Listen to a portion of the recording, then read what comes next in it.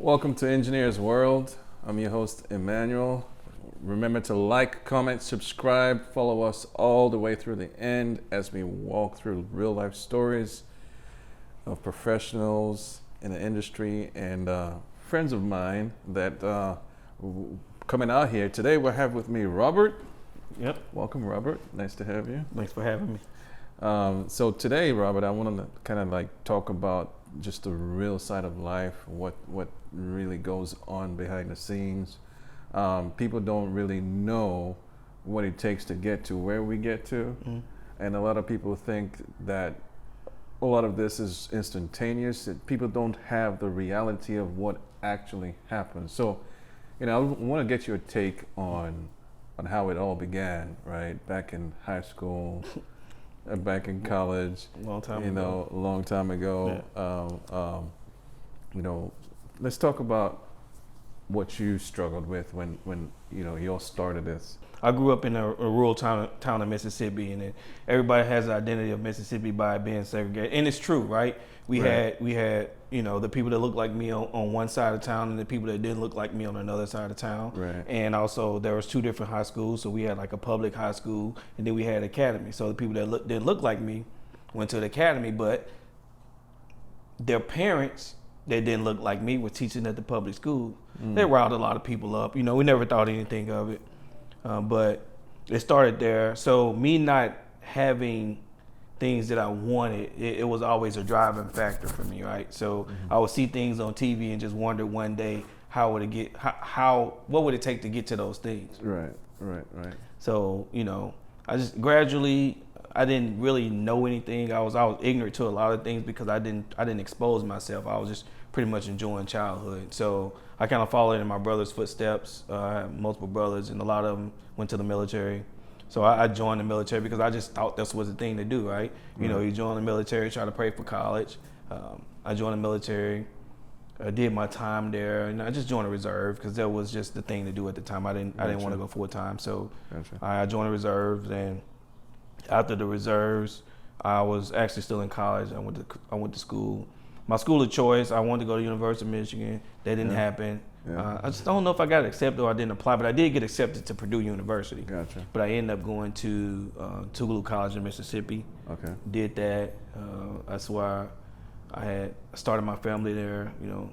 Spouse was there. So what did you pick when you biology? College? Biology. Okay. Yeah, I had this whole deal of I wanted to be a plastic surgeon. Okay. Right, and for some reason, I just started partying too hard. It didn't work out for me, right? So, I mean, I had stages of that as well, where in high school I was a super nerd, so I had a lot of that already worked out, and took all my notes to college, and then when I got to college, my first 2 years, I literally was just partying, and it was crazy until.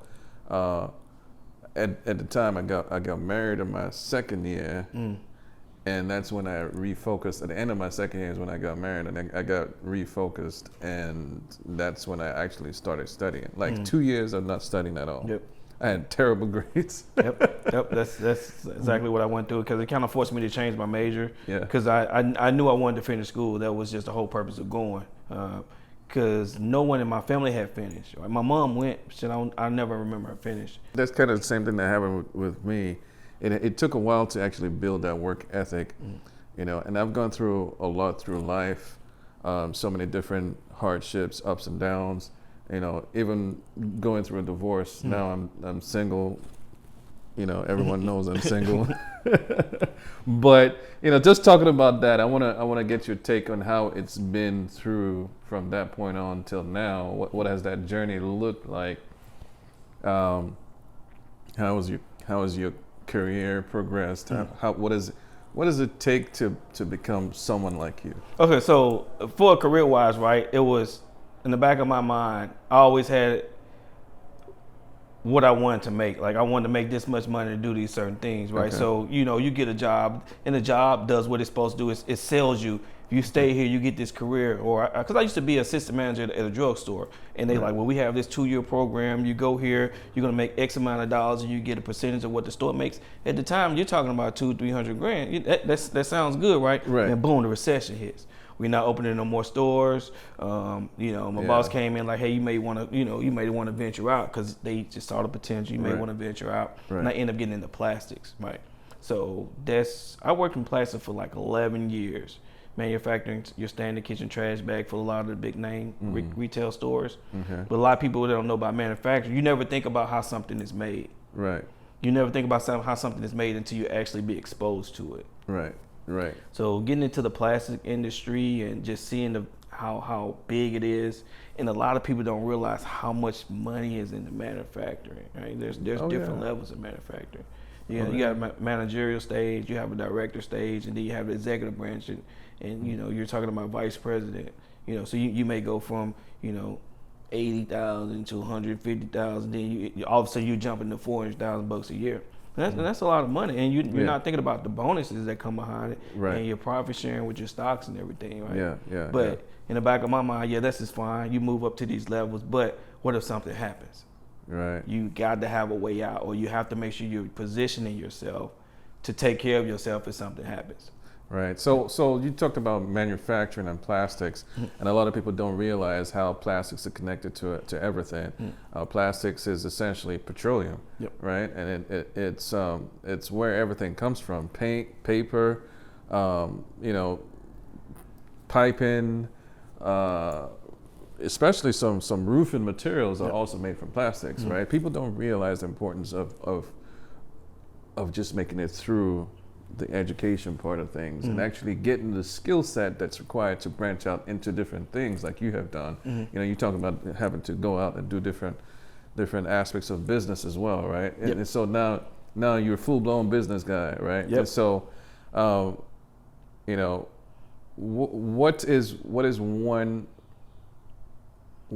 direction? I like to call it a direction, because these days people don't know what to do. What is one direction advice you'd give to say, get this to get this? What, you know, what would you say connected you to where you are now? That was the one key that brought you from the beginning. Well, just finding the people that have the same goals as you, right? It's cool to have friends, but all your friends, they're friends, but they don't have the same ambition.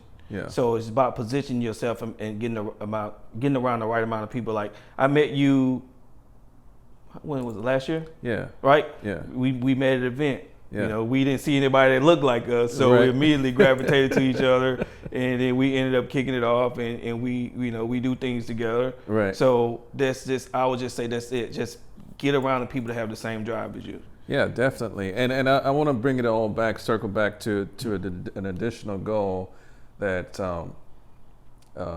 I have with Engrs World, the nonprofit, is that the goal is to let people know, don't quit. Yep. Don't quit. You know, whatever you're doing, whatever you pick, whatever aspects you're in, everything is connected. You know, you start from somewhere. You might start off doing one thing, but you end up in a different area. But the point is, you gotta get your education. You gotta get all the way through bachelor's, at least a bachelor's, and you know, if you can get a master's as well, that would be great. The point that I'm giving today is, do not quit. You know, and so with that, I want to add another segment, right? I want to, you know, try to talk about another point that is really going on in the community and society as a whole, which is, you know, how a lot of people are saying men are no longer men and women are no longer women the way it used to be as of old.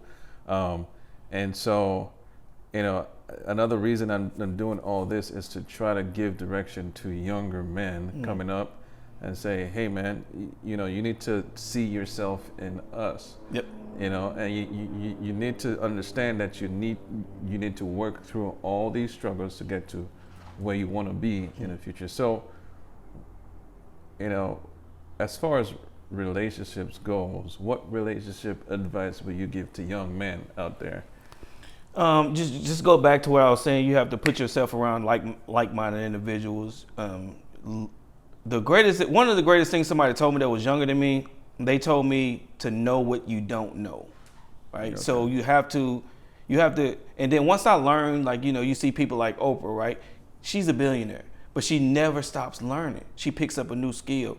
For instance, you remember, I don't know if you watched tennis when Serena Williams, she was hot. She was winning everything. Right. And when she got to the French Open, when she won, she gave her a speech in French, right? She taught herself how to speak French. Right. Just because it's just a drive to do better, to know more, to relate to more people. Right. You have to put yourself in that predicament. Otherwise, you're going to fail. And it's cool being alone, but then being alone doing what?